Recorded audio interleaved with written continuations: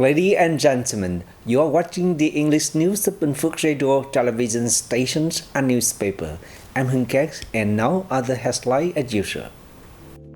Gia Mập National Park announces rare tea species. Bình Phước striving to increase agroforestry production value by 5%. Prime Minister requests expansion of visa exemption policy to more countries. Ladies and gentlemen, Gia Mập National Park in Bình Phước province, in collaboration with scientists from both Vietnam and the Kunming Institute of Botany Humans under the Chinese Academy of Sciences, announced a finding of new species of tea in the Dallas University Journal of Science, volume number 14, issue the first 2024-37-44, called Camellia juana. Camellia juana is a white flower belonging to the genus Camellia, family Thecae, order Thales.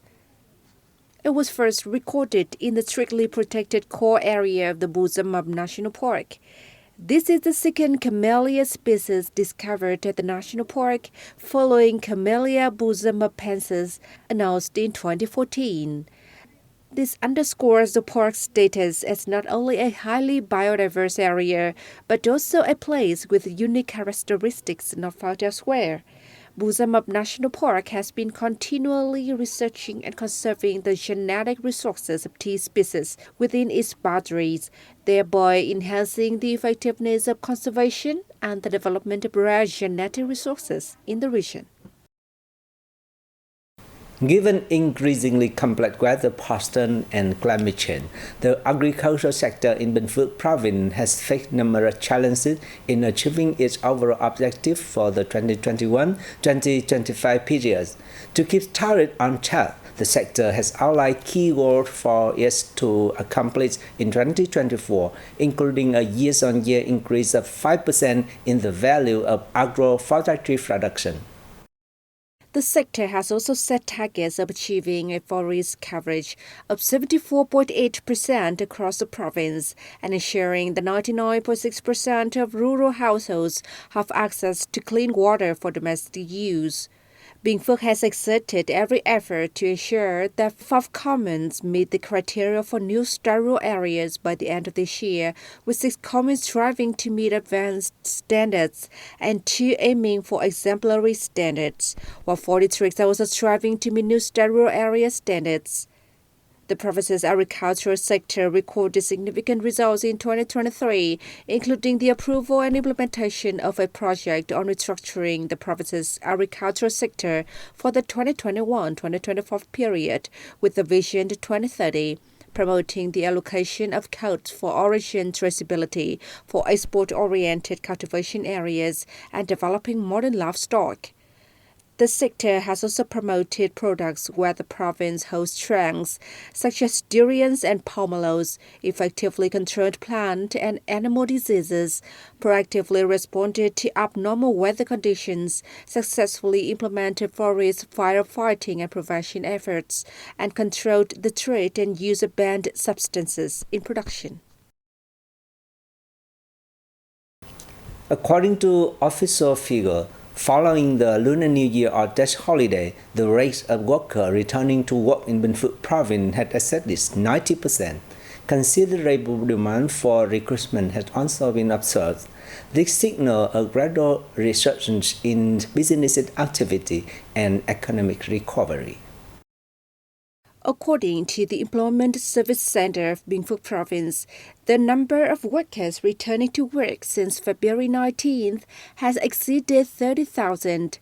Insiders note that Vietnam's labor market has exhibited progress since the beginning of 2024, with many enterprises receiving new orders and expanding their business operations, while key projects have commenced operations. Such positive signs contribute to assuring the recovery of production and business activities at both domestic and foreign enterprises, thereby creating more job opportunities for workers. Last year, in addition to providing jobs for a large number of local workers, Bình Phước also attracted over 2,500 workers from Central Highlands provinces seeking employment.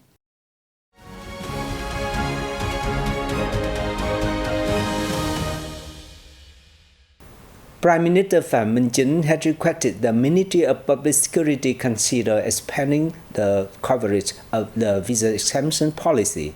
See more in the following report.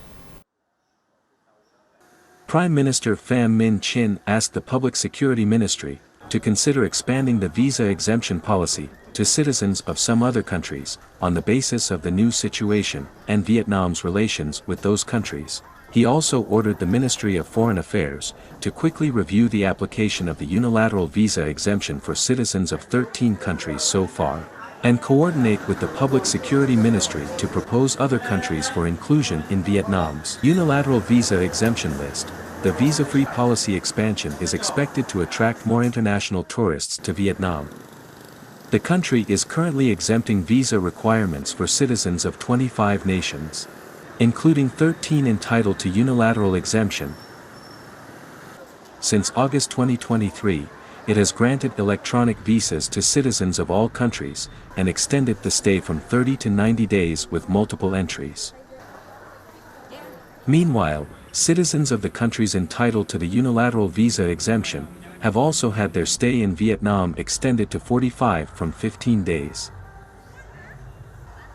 The Mekong Delta province of An Giang on February the 19th exported 13 tons of flat seedless mango to the Republic of Korea. This is an important event, marking the cooperation in production and sales between the cooperative and fruit exporting companies in An Giang and other localities.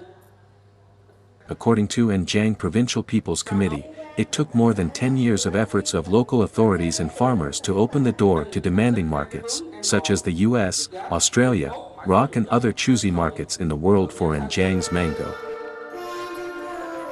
This is also a turning point for the local agricultural sector, helping bring about economic opportunities, while bolstering the image and reputation of the district's agricultural products in the international market. An Giang has more than 12,000 hectares under mango, with Cho Moi district accounting for the largest area with 6,400 hectares. The district has over 700 hectares of mango farming in line with Viet Gap standards.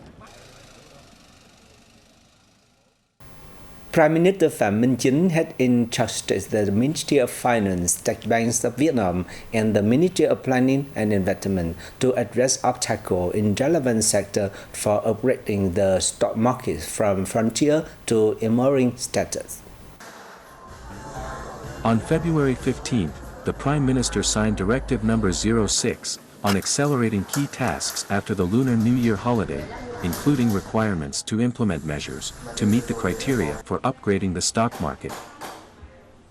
In an official dispatch issued last December, the government leader had requested relevant agencies to promote the safe, transparent, efficient and sustainable development of the stock market. Accordingly, it is necessary to urgently implement measures to enhance the quality of goods in the stock market and improve the efficiency of market participants, securities companies and fund management companies. The government aims to achieve a market capitalization of stocks equivalent to 100% of GDP by 2025 and 120% of GDP by 2030. The number of securities trading accounts is expected to reach 9 million by 2025 and 11 million by 2030. The government also strives to upgrade the Vietnamese stock market from a frontier market to an emerging market by 2025.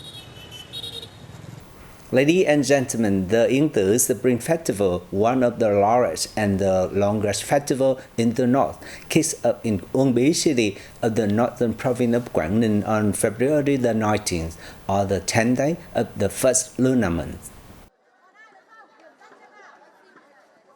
Yen Tu Mountain is closely attached with the name of King Mong Tran Nan Tong, 1258–1308, the third king of the Tran dynasty, who defeated Mongol invaders twice during his 15-year reign. The opening ceremony features traditional rituals such as drum beating, bell ringing and other spiritual practices. Yen Tu was recognized as a special national relic site in 2013. It is home to dozens of pagodas, hundreds of towers and thousands of ancient relics, which contain the spiritual values and thoughts of the Truc Lam Zen sect, and the glorious culture of Vietnam under the Tran dynasty. in the first 9 days of the Lunar New Year, the Yen 2 relic site welcomed 138,000 visitors. The Yen 2 Spring Festival will take place until the end of the third lunar month, or early May. And that is for this edition of BPTV News. Thank you very much for watching and see you next time.